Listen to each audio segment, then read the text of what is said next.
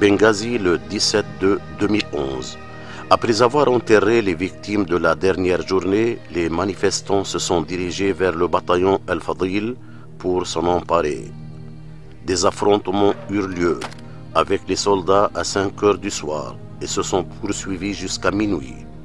Résultat, 14 victimes des deux parties. Ensuite, le siège de la direction de la sécurité à Benghazi fut attaqué.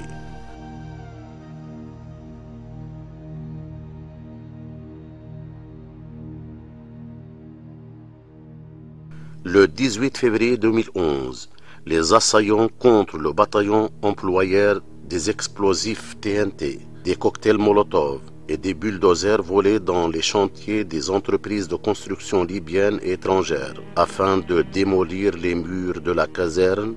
On déplore 24 victimes.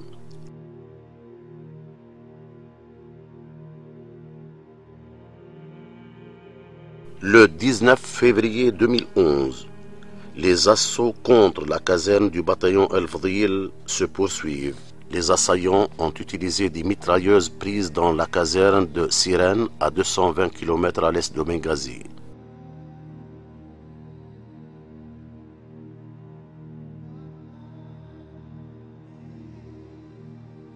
Le 20 février 2011, les assaillants utilisèrent des chars, des bombes et des armes légères. Résultat, plusieurs victimes de part et d'autre.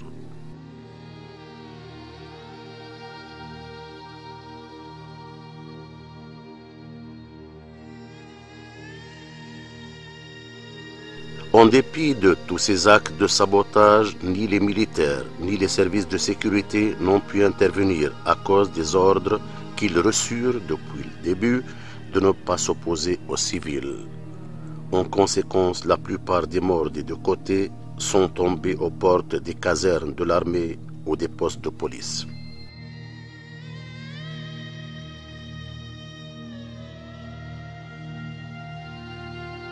Les appels téléphoniques des rebelles qui ont été interceptés et les aveux des personnes arrêtées par la suite démontrent l'existence d'un plan établi et que le complot est plus dangereux qu'on le croyait.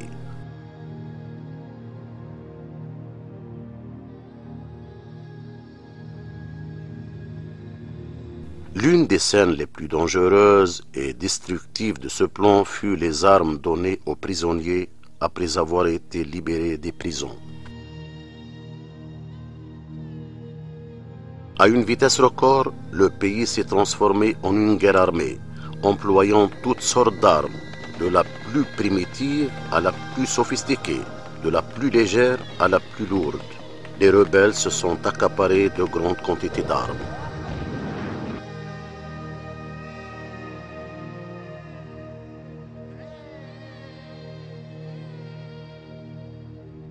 Les rues d'un grand nombre de villes libyennes ont été transformées en de véritables arsenaux d'armes.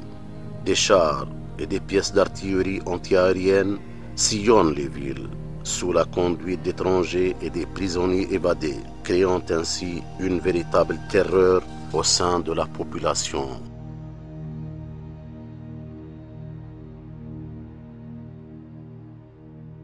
Ils se lancèrent vers les autres villes et villages en une marche armée, amenant le pays au bord de la guerre civile.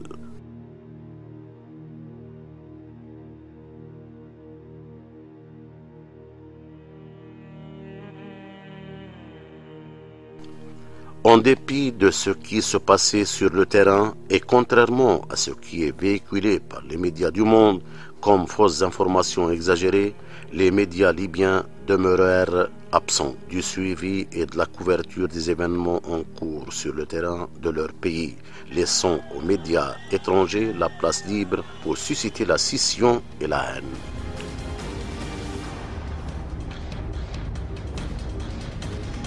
L'absence de correspondants étrangers et l'échec des médias libyens ont conduit à l'absence d'objectivité et de responsabilité dans la couverture de ce qui se passe sur le terrain. L'État libyen a appelé tous les journalistes de toutes les régions du monde à venir couvrir les événements sur place. Malgré cela, les médias ont eu tendance à l'exagération et à l'incitation.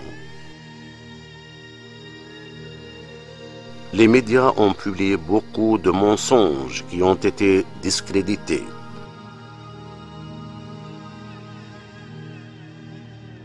Le plus important de ces mensonges a été la fuite de Kadhafi, information prise d'une source inconnue et confirmée par la suite par le ministre britannique des Affaires étrangères, faisant apparaître un autre coin du complot et l'implication de certains gouvernements sur ce qui se passe en Libye.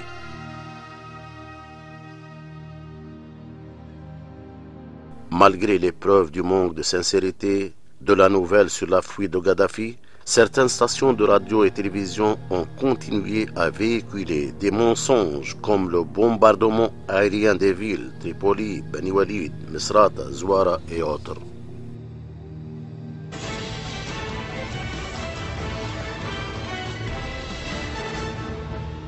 Certaines chaînes satellitaires ont commencé à inciter à la violence, à la haine, prétendant la présence de mercenaires africains qui combattent aux côtés des forces libyennes. Cette accusation ressemble beaucoup à l'accusation d'armes de destruction massive en Irak.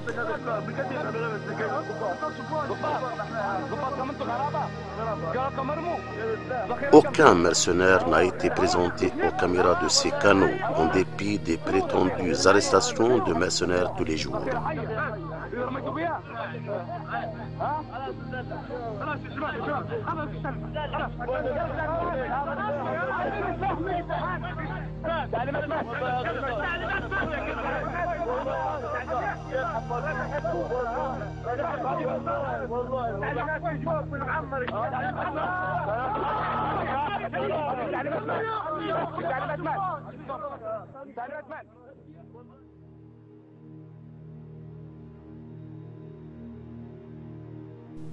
Le monde a été témoin de beaucoup de conflits armés et de combats sans que ce monde ne s'en soucie comme actuellement pour la Libye. Pour la première fois, des organisations et gouvernements prennent une position sur la base de rapports exagérés des médias. La plus grave de ces positions fut la résolution 1970 du Conseil de sécurité et qui représente un précédent international dangereux.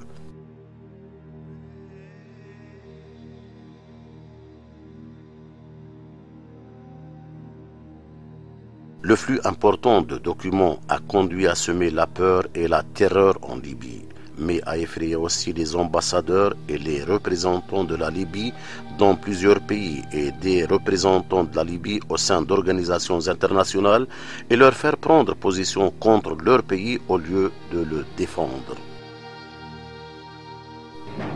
La Russie, l'Amérique, la Chine, la Somalie, le Yémen et d'autres pays ont connu vraiment des événements similaires à la Libye, sans que pour autant le monde réagisse de la même manière qu'il le fait actuellement avec la Libye dans cette crise. Libyens de tout âge et région sont sortis dans les rues, refusant le complot contre leur propre pays et le symbole de l'unité nationale Muammar Kadhafi.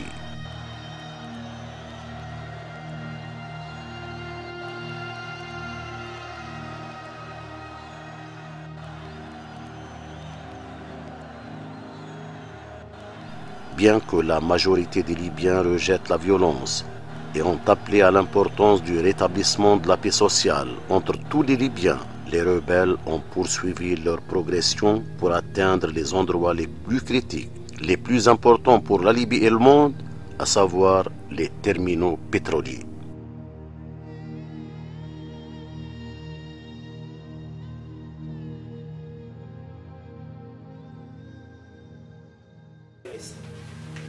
بالنيجر 84 وفي مشكله هاي بتاع الصحه الخضراء اللي صارت اللي بتاع الطلقات. انا واحد من الناس اللي فرقت طلقه 4 طلقات ومعي 4 انفار.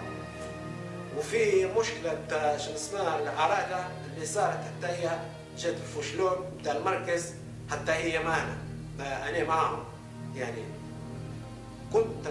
كنت يعني لما ما كنتش فاهم يعني كنت معهم لكن توا مش معهم. سوق الجمعة لما قالوا في تفجير في سوق الجمعة أعطونا قنابل، طبعا قنابل ملفوفات زي البيدون هذا حشاكم بالفوفات هيك، وكل طرف كل طرف بالطرف يعني قريب 8 شنو اسمها، ومربوطات بالجهاز نوكيا، مش عارف كيف موصلين فيه.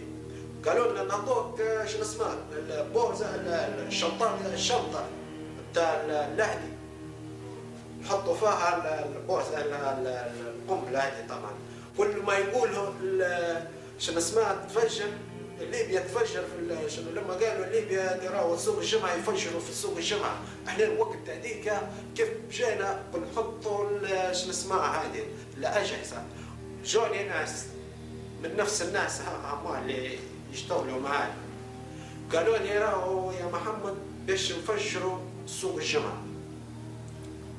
هذه سوق الجمعه على اساس امتى غدوه يوم الجمعه. يوم الجمعة يا ناس راهو في تفجير بيصير هنا في طرابلس. عندك سوق الجمعة وعندك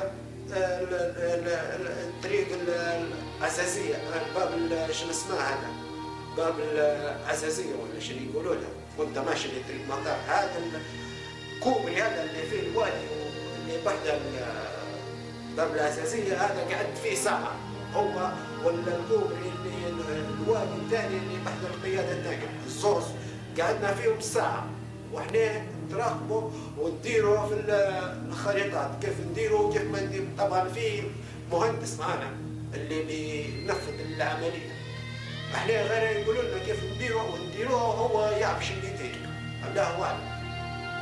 وقالوا لنا راهو يوم الجمعه نمشوا الساعه 3:30 يجون هم بيجونا الساعه 3:30، يكون احنا حطينا الشناطي هما اللي فيهم قنابل في السوق الجمعه.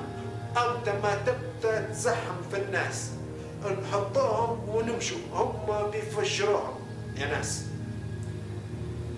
ولا الطريق هذه نتاع الوادي تحت الوادي هم طبعا عندهم قنابل، شو بيديروا؟ عندهم قنابل اللي حديد، سواء حديد اي حاجه تحطها تلصق فيها، حتى كرسي تحطها لها القنبله هذه تلصق فيها. الاسم صلاح محمد علي ابو غضا، المقيم في طرابلس،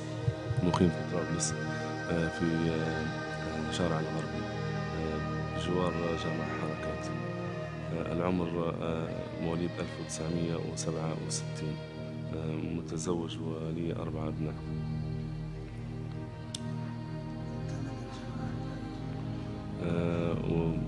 وأحد أفراد الجماعة الإسلامية المقاتلة في الموجودة في الخارج.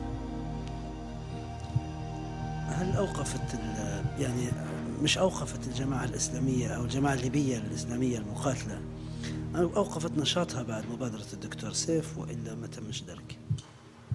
نعم، أوقفت نشاطها اللي موجودين في الداخل، أما في الخارج ما زال لم توقف نشاطها. نعم. وهل شاركت في الأحداث اللي الآن شاركت؟ نعم شاركت. أنت شاهدت أو أنت شاهدت وشاركت أيضا؟ نعم. في الأحداث اللي مرت ودخلت مدينة الزاوية. احكي لنا عن مشاركتك كيف تمت؟ مشاركتي تمت بشكل عام، يعني اللي هو نقل الأخبار اللي موجودة. جاك تكليف من جاني تكليف من شخص، نعم، من الجماعة اللي هو من الخارج. شاركت في نقل الأخبار اللي موجودة في الساحة، وادخال يعني بعض الأشخاص اللي موجودين في الخارج عن طريق الحدود. دخلتهم دخلوا الساحة في الزاوية؟ لا، لم يدخلوا، ما زال ما خشوش الساحة، لكن هم